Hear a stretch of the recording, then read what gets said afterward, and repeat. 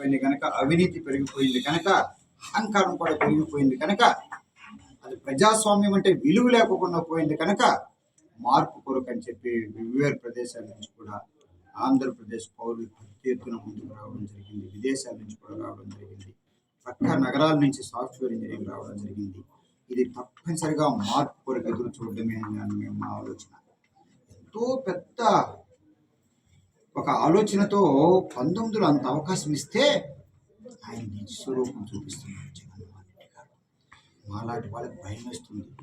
ఎందుకంటే అంత చిన్న వయసులోనే వారు క్విడ్ ప్రోకో కింద 12 కేసులు పెట్టుకున్నారు అంటే, ఆ తర్వాత ఇప్పుడు ఈ మాత్రానికే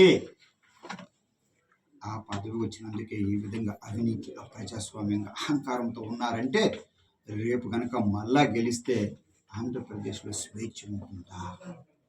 ఆ 10 కుటుంబాలే పైకి వస్తాయి తప్ప ఎవరు ఉండరు. కనుక మార్పు కొరకు ప్రజలు వచ్చారన్న నమ్మకం కూడా మా తెలుగుదేశం నాయకులు చెప్పింది నేను కూడా ధృవీకరిస్తున్నాను. నేను నమ్ముతున్నాను ఖచ్చితంగా మార్పు ఉంటుంది. ప్రజలైతే ఎదురు చూస్తున్నారు. మాకు తేటతెల్లగా కనిపిస్తుంది.